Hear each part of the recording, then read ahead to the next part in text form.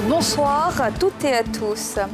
L'organisation de la CAN au cœur d'un atelier lancé par le Premier ministre Begré-Mambé. Il s'agit de passer en revue tous les détails de l'organisation avec l'ensemble des acteurs. La Coupe d'Afrique des Nations en Côte d'Ivoire, un événement très attendu et qui va attirer du monde dans le pays. Pour leur sécurité, le ministre de la Défense a engagé ses hommes ce mercredi au cours d'une remise de matériel de travail. Et dans la lutte contre les produits contrefaits, 67 tonnes de lait frelaté ont été détruites par la brigade de contrôle rapide et la répression des fraudes à Koumassi. Le Premier ministre Robert Begré-Mambé a procédé ce mercredi au lancement de l'atelier CAN à la primature. Il s'agit d'une rencontre qui vise à mettre en évidence tous les détails afférents à l'organisation afin d'offrir à la Côte d'Ivoire et au monde entier la plus belle CAN jamais organisée dans l'histoire de cette compétition. Reportage. C'est une rencontre pour n'oublier aucun détail. Une rencontre présidée par le Premier ministre. Elle vise à mettre en exergue tous les segments afférents à l'organisation de la Coupe d'Afrique des Nations de football, afin d'offrir à la Côte d'Ivoire et au monde entier la plus belle des CAN, jamais organisée dans l'histoire de cette compétition. En organisant cette rencontre, nous visons à mettre en évidence tous les segments auxquels nous devons prêter une très grande attention pour ne rien oublier. Pour ne rien oublier. Nous n'avons pas le droit d'oublier des détails qui feront la différence. Ne rien oublier pour relever le défi d'une organisation parfaite et surtout répondre à l'engouement que suscite la CAN, dont l'organisation est prévue en terre ivoirienne. Le Premier ministre a appelé à un engagement total du comité d'organisation. Je vous confie le premier de tous ceux qui viennent pour la CAN à l'aéroport. Je vous confie le dernier qui est venu pour la CAN, qui va quitter la Côte d'Ivoire pour regagner son pays, de sorte à ce que entre les deux, tous les ingrédients qui composent son séjour soient pris en charge, suivis et réalisés à la perfection. Un défi qui devrait être relevé tout en restant dans les limites du budget alloué. Une équipe du comité d'organisation de la Coupe d'Afrique des Nations COCAN, au grand complet avec à sa tête Albert-François Amichia, était réunie autour du Premier ministre pour exposer ce qui a été réalisé et ce qui reste à réaliser pour l'organisation de la 34e édition de la CAN que notre pays aura le privilège d'accueillir de janvier à février 2024. Et qui dit grande messe du football africain, dit de nombreux amoureux du ballon rond qui vont fouler le sol de la Côte d'Ivoire pour assister à cette compétition majeure. Pour assurer leur sécurité, Téné Birahima Ouattara, le ministre de la Défense, a mobilisé ses hommes ce mercredi pour que cet événement soit un grand succès. Salif Yalekwe, Cheikh Bleu. Les armées et la gendarmerie à nouveau dotées de véhicules et d'équipements de bureaux pour renforcer leur capacité opérationnelle. Ce sont 74 véhicules, dont 45 de commandement, 16 de liaison, 13 de transport de troupes, le tout d'une valeur de 2,6 milliards de francs CFA. Quant au matériel informatique, sa valeur estimée, 300 millions de francs CFA. Le ministère de la Défense a servi de cadre à la remise officielle de ces équipements. Une occasion saisie par le ministre de la Défense pour mobiliser ses hommes en prélude à la prochaine Coupe d'Afrique que la Côte d'Ivoire accueille en janvier 2024. Dans 2 mois, nous allons faire face à un événement d'une extrême importance. La Coupe d'Afrique des Nations, ici en Côte d'Ivoire, au mois de janvier prochain. Et c'est le lieu de demander aux forces armées de Côte d'Ivoire de se mobiliser pour faire en sorte que cet événement soit un succès. Donc ces mobilités, je suis sûr, participeront à faire en sorte que vous puissiez remplir de façon satisfaisante cette mission. Je demanderai au chef d'état-major des armées, au commandant supérieur de la gendarmerie, d'exiger de leurs collaborateurs le suivi et le maintien des moyens qui sont mis à disposition. Quant aux bénéficiaires, ils ont réitéré leur engagement à servir la nation. Ces dotations récurrentes et soutenues nous permettent d'avoir sur le terrain des résultats significatifs et de constater la satisfaction des troupes. Aussi voudrais-je, au nom des bénéficiaires de ce jour, vous assurer de notre engagement à toujours remplir nos missions avec une conscience professionnelle sans faille et surtout à faire de ces matériels le meilleur usage. Cette cérémonie fait suite à celle du 16 juin dernier, où les forces de défense avaient reçu une 50aine de véhicules. Les femmes reporters de Côte d'Ivoire demandent plus d'équité dans la couverture médiatique d'activités sportives. Elles étaient rassemblées au centre des TIC ivoiro-coréens Alassane Ouattara pour leur tout premier symposium organisé par leur association l'UFRESA. Bénédicte Silué, Bobby Philémon. Quelle place pour les femmes dans le journalisme de sport en Afrique? Enjeux, défis et perspectives, tel est le thème de cette rencontre qui a mobilisé les femmes journalistes sportifs d'Afrique. Pour la présidente de l'association organisatrice de ce symposium, les femmes doivent s'exprimer pleinement dans ce domaine. La femme aussi peut faire un commentaire de toutes les disciplines sportives. Elle a les mêmes capacités que les hommes. Et donc, on nous laisse le champ libre d'aller au stade, couvrir les matchs de football, avoir le même rendu que les hommes, que nous ne mettions plus simplement nos voix sur les reportages des hommes. Représentant Mbachek Daniel, le vice-président de l'Union africaine de taekwondo, parrain de cette cérémonie, Patrice Remarque est revenu sur l'importance de la présence des femmes dans le domaine sportif en Afrique. Quand on regarde, le monde du sport est dominé surtout par les hommes. Et pourtant, les compétences sont là. Je crois qu'il y a un changement de culture, il faut changer la manière des gens d'opérer. Et pour cela, je pense que ça commence en amont. Dépousser nos jeunes filles, beaucoup plus de jeunes filles, à faire du sport. Je crois qu'en s'impliquant, en s'intéressant au sport, certains, avec leur talent, pourraient se diriger dans la communication du sport. Venues des différents pays d'Afrique pour prendre part à cette rencontre, ces femmes exerçant dans le domaine des médias sportifs ont salué l'initiative.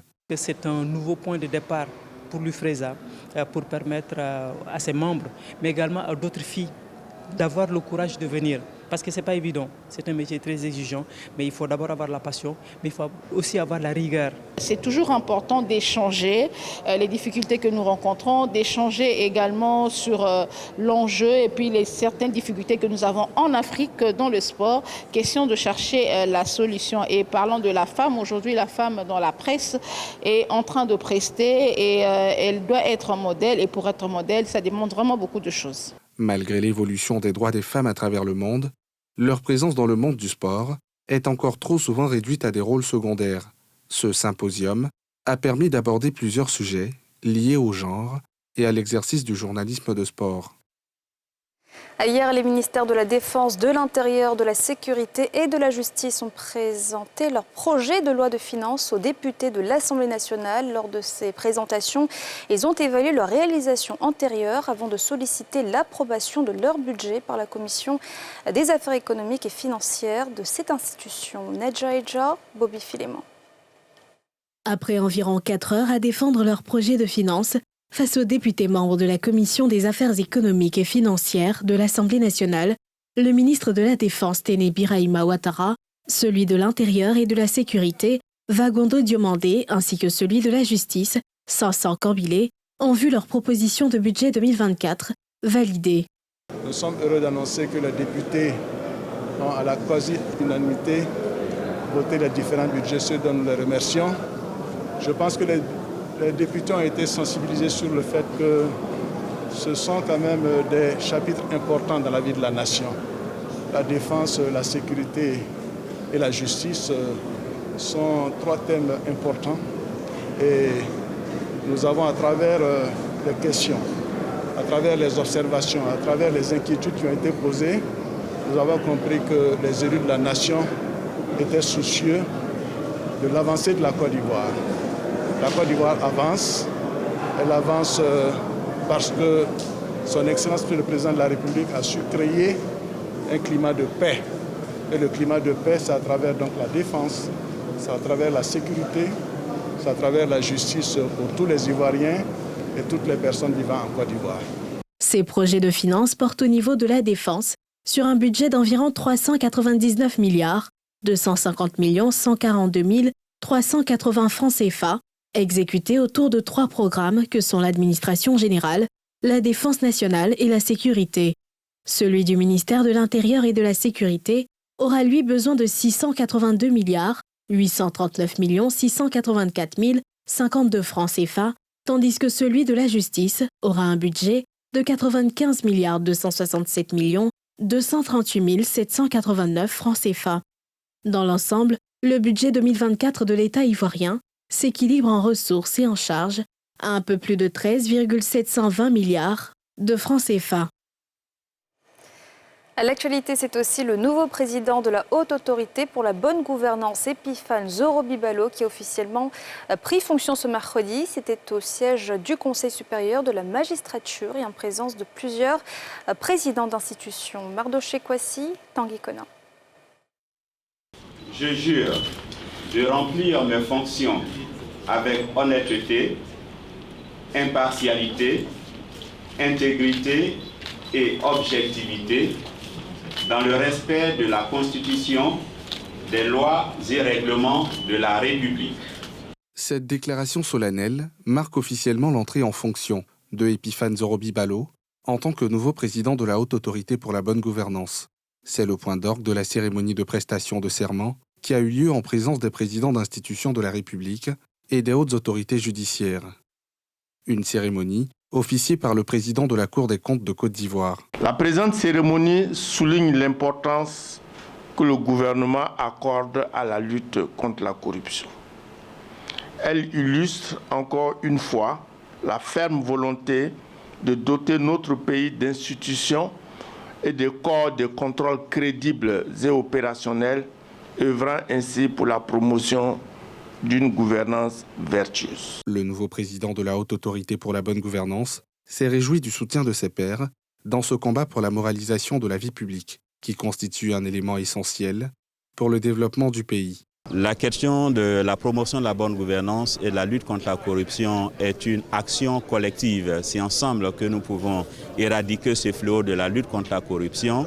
Et nous sommes heureux de la présence de l'ensemble des chefs d'institutions de la République à nos côtés et des institutions en charge, des organes en charge de la lutte contre la corruption au niveau de la Côte d'Ivoire. Anciennement ministre de la promotion de la bonne gouvernance et de la lutte contre la corruption, Epiphane Zorobi-Balo a été nommé président de la Haute Autorité pour la bonne gouvernance par décret présidentiel le 4 août dernier, en remplacement d'Ngolo Coulibaly. C'est une menace pour la santé des populations. 67 tonnes de lait périmé prévues pour la vente dans le pays ont été détruites par la brigade de contrôle rapide et la répression des fraudes. Une opération menée dans la commune de Koumassi, comme nous le montre Mardoché Kwasi et Tanguy Konan. Quartier Remblai, dans la commune de Koumassi. Dans ce magasin, scellé la veille par les éléments de la brigade de contrôle rapide du ministère du Commerce, 2700 sacs de lait de 25 kg périmés et donc impropres à la consommation, dont les dates de péremption ont été camouflées par un double emballage. Objectif, écouler ce produit dangereux pour la santé des populations sur le marché. Des produits saisis par les services du ministère du Commerce suite à une dénonciation. À travers cette manœuvre-là, ils ont réussi à tromper la vigilance et de certains opérateurs économiques ainsi que des consommateurs. Il existe déjà des produits laitiers qui sont déjà préemballés où on a le nom commercial, on a le numéro de lot, les dates de péremption ainsi que la composition. J'exhorte les populations ivoiriennes à se tourner vers ces produits-là au lieu d'aller vers ceux-ci. Le moins cher peut conduire à la mort. Une procédure pénale a été ouverte contre les propriétaires des 10 produits qui ont été mis à la disposition de la justice. Un peu plus de 2 semaines après cette saisie, toute la quantité de lait périmé, soit plus de 67 tonnes d'une valeur de 141 millions de francs CFA, a été transportée au centre de traitement des déchets de PK24 sur l'autoroute du Nord pour destruction. Une opération qui s'est déroulée en présence des responsables de la brigade de contrôle rapide et de la sous-direction de la répression des fraudes. Les denrées alimentaires sont des produits très sensibles, surtout le lait. Donc, le ministère du Commerce n'entend pas transiger sur les pratiques et surtout les mauvaises pratiques en cours dans ce domaine. Donc, lorsque ces cas-là arrivent, nous disons simplement aux opérateurs économiques nous sommes devant vous. Nous pouvons vous aider à aller vers certaines procédures, c'est-à-dire la destruction. Mais lorsque vous voulez vous cacher face aux consommateurs pour poser certains actes, nous allons pouvoir mettre la main sur vous, tel que ça a été le cas actuellement. Nous mettons tout en œuvre afin de pouvoir retirer du marché tous les produits de mauvaise qualité. Les populations sont invitées à dénoncer tous les cas de fraude, de pratique des prix illicites et de vente de produits impropres à la consommation au numéro vert 1343 du ministère du Commerce pour permettre aux équipes de contrôle et de répression d'être efficaces dans leur mission de protection des consommateurs. Et on ne cessera d'en parler durant les prochaines semaines de l'organisation de la Cannes en Côte d'Ivoire. À l'approche de la compétition, les opérations d'assainissement se multiplient dans le pays, notamment à Yamoussoukro, où plusieurs quartiers de la capitale politique qui accueillent par ailleurs le groupe C sont devenus de véritables toilettes publiques à ciel ouvert. Reportage de Stéphanie Potet et Sylvanus Gaye. Yamoussoukro. Dans certains quartiers de la capitale politique ivoirienne, des canaux d'évacuation des eaux usées se sont substitués en urinoirs. Comme c'est le cas ici, à la gare routière. Franchement dit, ça nous gêne. Les gens pissent partout. On demande vraiment franchement dit à nos autorités de Yamoussoukro, compétents, qui puissent venir nous aider concernant ces genres de situations. Il n'y a pas de WC public pour dire que les habitants vont se soulager. Donc ils sont obligés de faire ça dans les carnivaux. Aux alentours du Grand Marché et de la sous-préfecture, c'est le même constat d'incivisme. Les commerçants n'ont pas d'espace, non seulement pour leurs activités, mais en plus de cela, ils voient que sur cette grande voie, il va falloir que nos autorités nous accompagnent en faisant des toilettes, des latrines publiques pour permettre aux voyageurs et aux commerçants qui sont sur place de pouvoir se soulager. Face à ces actes d'incivisme, le district autonome de Yamoussoukro annonce un plan d'action qui vise à donner une réponse à cet état d'insalubrité. Des caniveaux et des travaux d'embellissement sont en cours. En accord avec monsieur le préfet de région et avec monsieur le maire, nous avons déterminé un plan d'action et nous allons procéder au curage que nous avons déjà fait. Nous allons curer à nouveau les caniveaux. Nous allons demander aux commerçants de déguerpir les accotements. Le comité local du COCAN et la mairie, ainsi que les directions régionales en charge de l'environnement et de la salubrité, ont démarré à travers une opération de grand ménage, contribuant à assainir et embellir la ville de Yamoussoukro à l'approche de la grande messe du football africain. Et voilà, c'est la fin de ce journal. Merci de l'avoir suivi. Bonne suite de programme sur la nouvelle chaîne ivoirienne.